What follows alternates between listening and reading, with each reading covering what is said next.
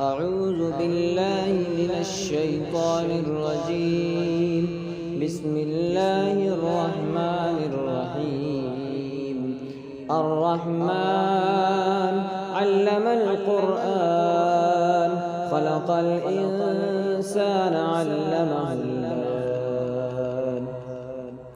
الشمس والقمر بحسبان والنجم والشجر يسجدان والسماء رفعها ووضع الميزان ألا تطغوا في الميزان وأقيموا الوزن بالقسط ولا تخسروا الميزان والأرض وضعها للأنام فيها فاكهة والنخل ذات الأكمام والحب ذو العصف والريحان فبأي آلاء ربكما تكذبان. خلق الإنسان من صلصال كالفخار وخلق الجان من مارج من نار فبأي آلاء ربكما تكذبان. رب المشرقين ورب المغربين فبأي آلاء ربكما تكذبان. مرج البحرين يلتقيان بينهما برزخ لا يبغيان فبأي آلاء ربكما تكذبان. يخرج منهما اللؤلؤ والمرجان فبأي آلاء ربكما تكذبان. وله الجوار المنشآت في البحر كالأعلام فبأي آلاء ربكما تكذبان. كل من عليها فان ويبقى وجه ربك ذو الجلال والإكرام فبأي آلاء ربكما تكذبان. يسأله من في السماوات والأرض كل يوم هو في شأن فبأي آلاء ربكما تكذبان. سنفرغ لكم أيها الثقلان فبأي آلاء ربكما تكذبان.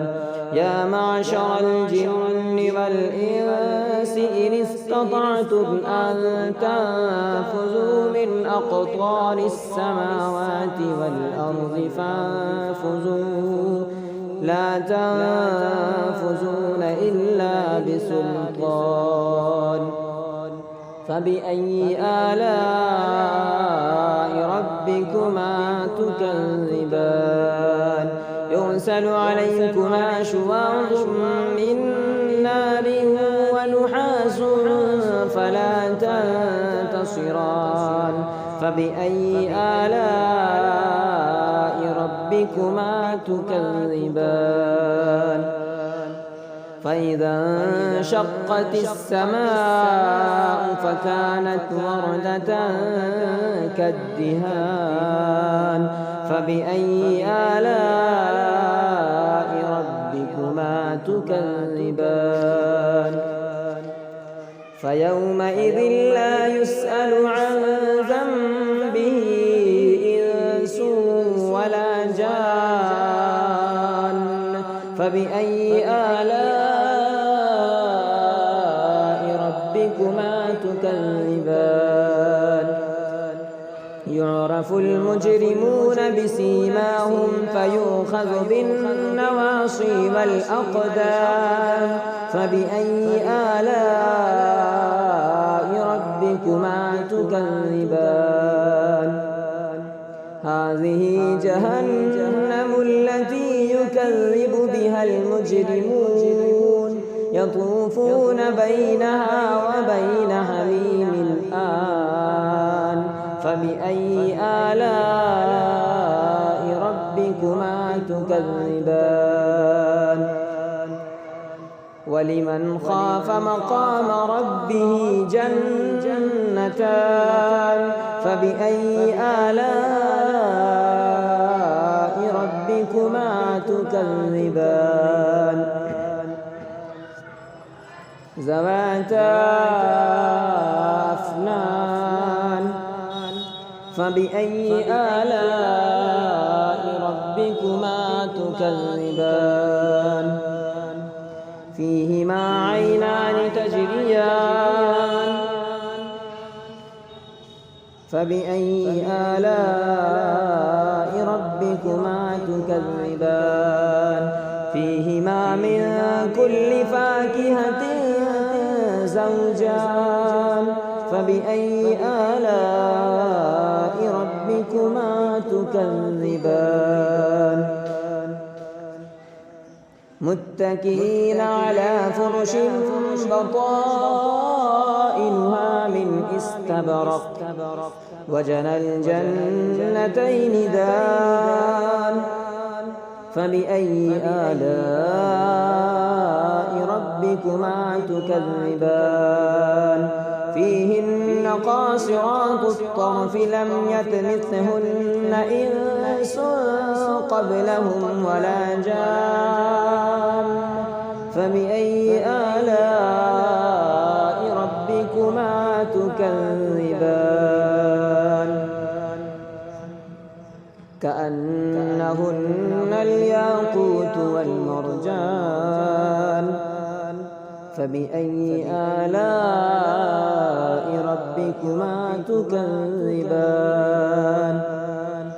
هل جزاء الإحسان إلا الإحسان فبأي آلاء ربكما تكذبان ومن دونهما جنتان فبأي آلاء ربكما تكذبان مدهامتان فبأي آلاء ربكما تكذبان فيهما عينان نضاختان فبأي آلاء ربكما تكذبان فيهما فاكهة ونخل ورمان فبأي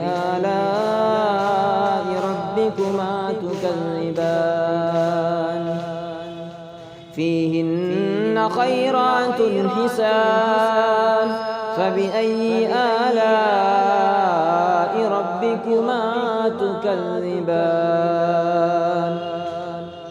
حور مقصورات في الخيام فبأي آلاء ربكما تكذبان لم يطمثهن إنس قبلهم ولا جان فبأي آلاء ربكما تكذبان متكئين على رفرف خضر وعبقري حسان فبأي آلاء ربكما تكذبان تبارك اسم ربك ذي الجلال والإكرام صدق الله العظيم.